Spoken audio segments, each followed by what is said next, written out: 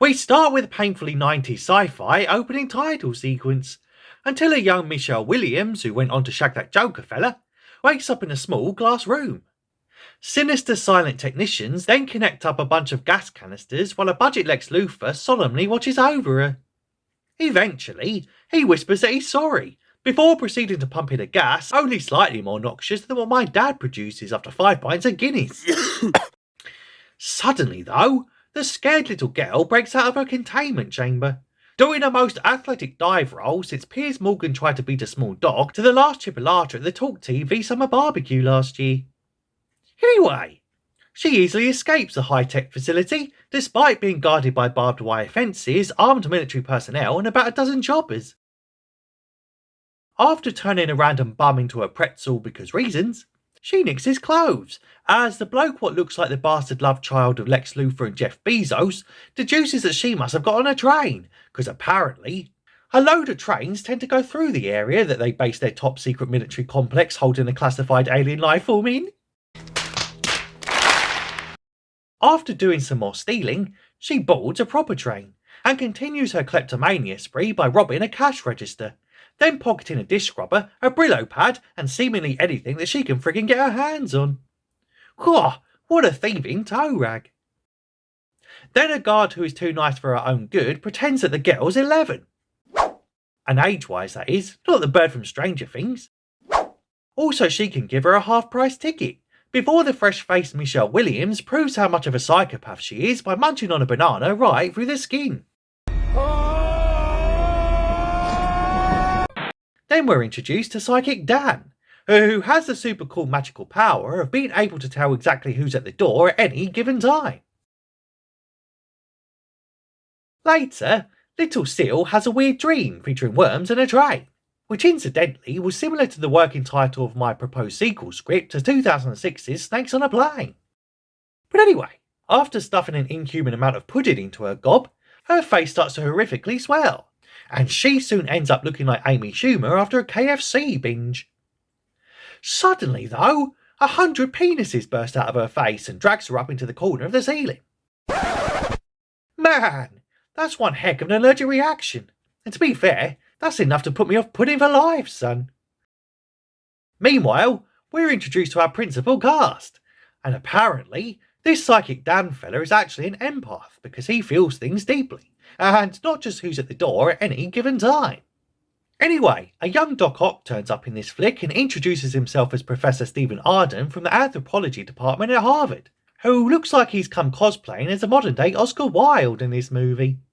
He shakes hands with molecular biologist Laura Baker, who looks like she's been slapped with the worst wig since Kate Mara in Fantastic Four, and also James Buckley in that terrible Doctor Who episode from a few years ago. Oh, good lord! Then we meet Black Ops mercenary Preston Lennox, who dances around who he is and what he does, but is clearly a friggin' merc. Meanwhile, the unrealistically uber-friendly train guard checks up on the unaccompanied minor who she fraudulently sold a half-price ticket to earlier, and finds a giant pulsating gooey cocoon growing in the bathroom. And instead of cucking out and running away like a normal person, she totally moves closer to get a better look, and shockingly gets her head sucked off quicker than an on-duty cop frequenting a $5 hookah bar. Yep, I guess that's just what you get for trying to be nice to people these days. Suddenly though, the giant pulsating cocoon opens up, and a gorgeous fully formed woman with voluptuous boobies pops out, and looking kinda like the model who went on to shag Darius Dinesh off Pop Idol back in the day. Then budget Jeff Bezos walks in and gives us all a giant expo dump. Apparently, back in the 70s, SETI sent out a message to a bunch of aliens and they totally replied, complete with some instructions on how to merge their own DNA with humans. And instead of pausing to think if this is a remotely sensible idea that has any potential way of going horribly wrong at all, they went all critical drinker and decided, Nah, it'll be fine. And proceeded to implant a bunch of combined DNA sequences injected into 100 human ovum. And 7 of them actually worked, but they kept one in storage and allowed another one to grow. And it indeed grew at a superhuman rate. Bezos then decides that they decided to make it female to be more docile and controllable, as Preston the Merry Merc makes a misogynistic yet hilarious quip about him clearly not getting out much if he reckons women are remotely like that these days. And he's got a point. Geezer clearly hasn't ventured out to the streets of Newcastle during Freshers Week. Oh, hell no! Anyway, the biologist is totally amazed that the alien girl only looks like a 6-year-old after 1 month of life, and says that this growth is amazing. A line which should totally come with a trigger warning if they're just going to casually repeat what my doctor said to me last week after examining my giant purple testicle. Anyway, the empath reckons that she's totally dangerous, and he knows this because he can totally sense that she's a predator. A, because of all the bodies she's leaving behind, and B, because of all the Animal Planet documentaries he's watched. Wow, it's like, dude, where's my car all over again?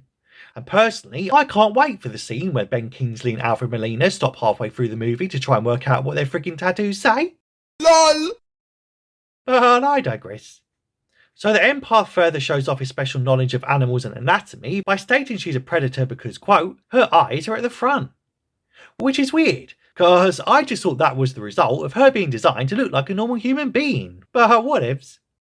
Though more worryingly, when her biological clock kicks in, she's going to be desperately looking for a mate, and whoring herself out worse than Charlotte Crosby did in season 1 of Geordie Shore back in the day. But anyway, the characters handily go on to recap the plot and restate the story goals, which is to search for and destroy the escaped alien hottie who's going around trying to shag anything while friggin' moves.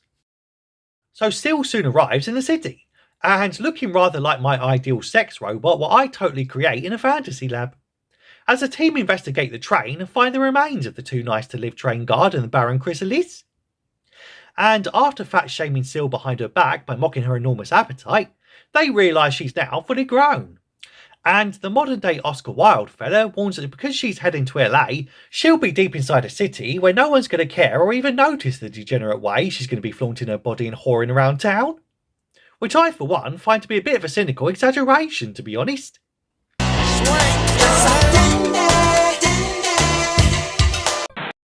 After Seal changes into a wedding dress because reasons, the group of supposedly sensible protagonists all pressure Budget Bezos into cooking up a version of the ET but without the human DNA, because they hilariously all think that it would be far safer to make a 100% alien version to study its weaknesses, and nothing at all could possibly ever go wrong. Elsewhere, Seal then checks into a hotel room and watches the most hilariously basic hair dye commercial I've ever seen, that flat out plainly says, change the colour of your hair. Because the cinematic rule of show don't tell clearly don't exist to whoever wrote this garbage script. But back at the lab, the team totally go ahead and create a pure ET version of the alien DNA in a petri dish, and after the filmmakers totally contrive a reason to get 2 characters into the quarantine room, the fertilised alien eggs begin growing faster than Mike Graham's waistline. Fuck you! Unfortunately, turns out the Merry Merc is a total butterfingers, and drops the containment hatch screw through the floor grate, as this Bezos bugger refuses to open the door until they secure said hatch, but the alien just keeps coming, and the first round of containment fire does a square root of diddly and squat. And it still keeps coming even after Preston thought he totally squashed the thing flatter than Prince Elrond's face. Bezos, however, has to follow protocol, and is about to roast them all harder than Jeff Ross at a Comedy Central gig, before they all overpower him and open the door for the 2 dopes who somehow let an alien goo loose. And the group have now finally succeeded in toasting its squirmy ass, and have also hopefully learned a very valuable lesson about creating an alien space monster via instructions sent by an unknown ET intelligence what they've never met and sourced from the very depths of deep space. No! Elsewhere, Seal hits the town and then gets super jealous of all the hot totty all around her, and after finding a bloke what she properly likes, she goes into the bathroom and totally yeets her sex rival whilst the poor lass is busy dropping a steaming deuce. Nice. Seal then takes off her top in the club and proceeds to chat up a Budget Big Lebowski looking fella, as some rando finds the body of the young woman in the bog looking like she's just had the most destructive shit since Elvis blew up his own heart trying to squeeze out all those peanut butter and banana sandwiches. A little later, and the dude takes Seal back to his place, where she wastes no time in getting her jubblies out, whilst giving us both a right raging larbot. Something is off with this fella though, and she gets cold feet about shagging a random man from a club which she's never been to before. So she totally says no, but he's from the 90s and reckons no don't actually mean no. And so after he gets a bit aggressive, she gives in and totally snogs him, before sticking her tongue down his throat, but on this occasion rather literally. Ah, what a way to go, eh? Later, after studying the crime scene, Oscar Wilde deduces that she's a right psychopath, and that she probably has no manners because she was raised in a glass box with only a budget Lex Luthor clone for a dad, and who was probably too busy focusing on building his online book business to show her any attention. What's some shit?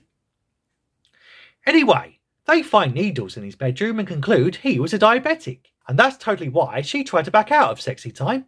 Because honestly, who wants to shag a guy who can't bring the sugar? After realising she's the biggest cock tease since my ex got hit by a car on the way over to my place for a 2 AM booty call, the team scrape her menstrual blood off the toilet seat and reckons that's totally proof she can give birth, whilst elsewhere, Scylla's more sexy dreams of xenomorphy things. The group then start to worry that she might be able to have some sprogs, because if they come out male, then they'll end up impregnating more whores of LA than Charlie Sheen on a 90s coke binge. Suddenly though, Scylla's run over, in one of the worst edited hit and run sequences I've ever friggin' seen in a mainstream movie. Seriously, they just cut from her bracing herself to somehow falling into a bus stop to her direct left somehow. Okay. Later, a guy who seems too good to be true puts her healthcare bill on his own credit card despite not even knowing her name. Honestly, did this guy not see what happened to the last person who was nice to this cute girl? Anyway, her doctor is stunned, because he totally has a shoulder fetish and reckons she has the sexiest shoulder blades he's ever seen. It might also be because her shoulder injury heals instantly before his eyes, but I think it's mainly the fetish thing.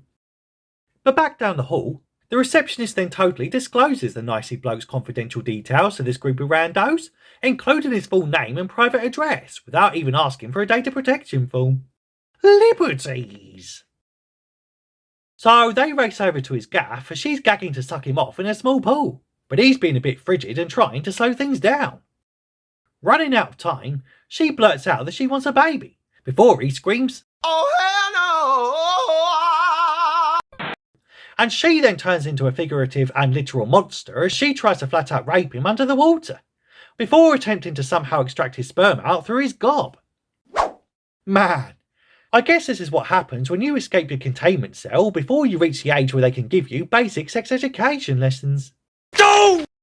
Arriving too late, Laura is soon attacked by a squirrel, whilst Dan the empath, who up till now could always sense her feelings across state lines, now somehow can't sense the giant alien woman they're all looking for, hiding behind a tree 5 feet away. Phony fakey Oscar Wilde then tells Budget Legs that he needs to check the floating corpse for any evidence they've had sex.